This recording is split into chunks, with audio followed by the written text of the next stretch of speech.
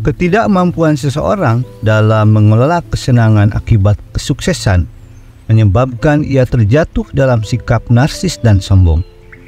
Demikian juga ketidaksanggupan seseorang dalam mengatasi duka cita akibat kegagalan mengakibatkan perasaan putus asa yang berkepanjangan. Kegagalan menemukan titik keseimbangan hidup akan mengantarkan pada perasaan tidak tentram dan hidup tidak bahagia.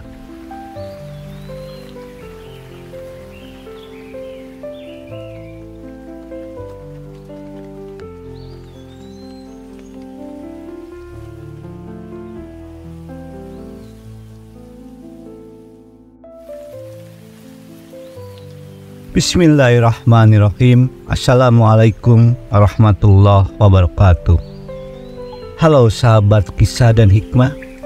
Di sini kita menyajikan cerita-cerita penuh makna yang mengajarkan kita hikmah serta aturan yang relevan dalam kehidupan modern.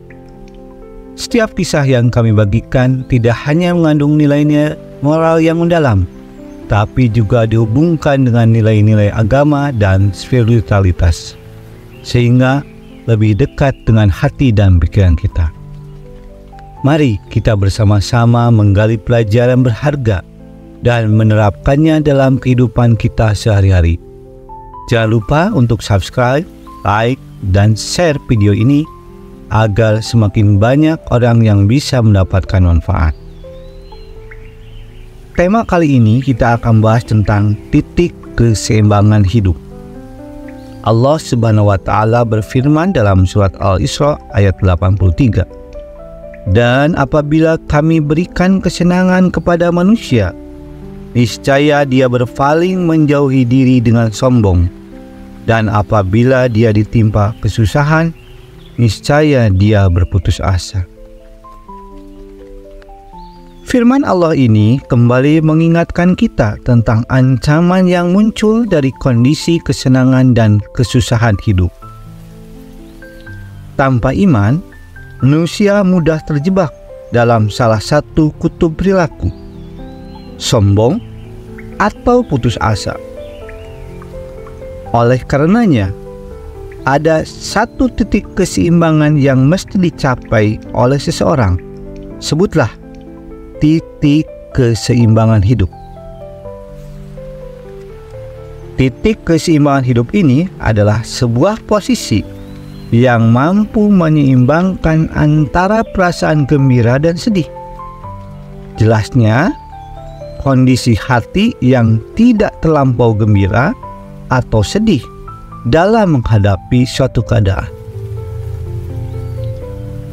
Dalam keadaan terlalu gembira atau terlalu sedih, mata hati seseorang justru akan menjadi buta. Tidak lagi bisa membedakan mana yang baik atau buruk, mana yang benar atau salah.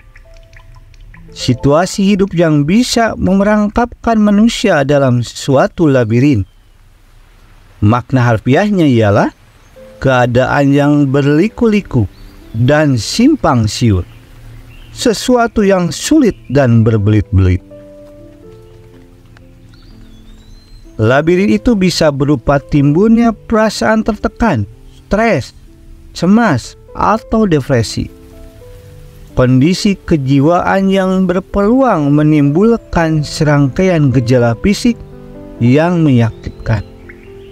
Nyeri pada otot-otot leher dan sulit tidur di waktu malam adalah dua contohnya. Dalam kondisi hidup seperti ini, orang boleh jadi akan kehilangan kepercayaan diri, bingung hendak melangkah kemana. Dunia yang semula penuh warna-warni kini terlihat suram, sekedar tempat berkeluh kesah, tanpa harapan apapun, tanpa prestasi apapun. Kalau begitu, bahagia seyogyanya tidak kita sandarkan lagi pada gagal atau sukses, pada sedih atau senang, pada miskin atau kaya. Bahagia haruslah kita wujudkan terlebih dahulu, jauh sebelum segala sesuatu terjadi pada diri kita. Bahagia pada hakikatnya adalah sebab, bukan akibat. Bahagia mestilah disandarkan pada hal-hal yang bersifat spiritual dan ilahiyah yang menenteramkan hati, seperti dijelaskan dalam firman Allah surat Ar-Ra'd ayat 28. Ingatlah, hanya dengan mengingat Allah hati menjadi tentram. Maka alangkah salah jika seseorang masih suka mengatakan, hidupku tidak bahagia karena sampai hari ini aku belum dikaruniai jodoh. Demikian juga dengan kalimat-kalimat semisalnya yang menghubungkan antara ketidakbahagiaan dan ketidakpunyaan. Ucapan semacam itu mengandaikan bahwa kebahagiaan tumbuh bila orang telah memiliki sesuatu. Fakta menunjukkan sebagian orang yang telah memiliki pasangan hidup dan dikaruniai buah hati malah memilih bercerai. Mereka tidak bahagia setelah mempunyai jodoh dan anak. Hal terpenting pada tema kali ini, ketidakmampuan seseorang dalam mengolah kesenangan akibat kesuksesan menyebabkan ia terjatuh dalam sikap narsis dan sombong.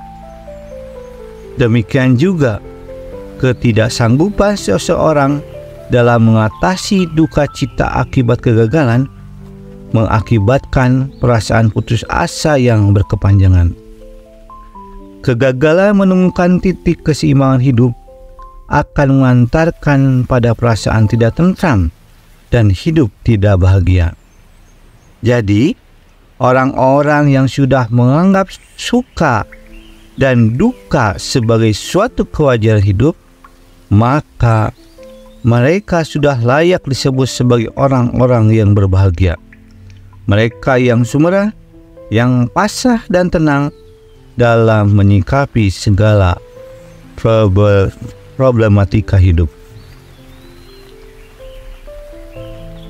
Jadi kita bisa simpulkan, pangkal masalah hidup ada dua. Pertama, ketidakmampuan diri dalam mengatasi perasaan duka cita akibat kegagalan. Kedua, ketidakberdayaan dalam mengelola kegembiraan yang disebabkan oleh kesuksesan. Maka para sahabat kisah dan hikmah, titik keseimbangan hidup itu adalah sebuah posisi yang mampu menyeimbangkan antara perasaan gembira dan sedih. Jelasnya, kondisi hati yang tidak terlampau gembira atau sedih dalam menghadapi suatu keadaan. Karena pada hakikatnya, kesuksesan yang kita terima itu adalah karunia Allah. Dan jika ada kesulitan, kesusahan juga itu karena Allah. Maka penting di sini kita harus berpasrah hidup. Kewajiban kita adalah berusaha dan berdoa.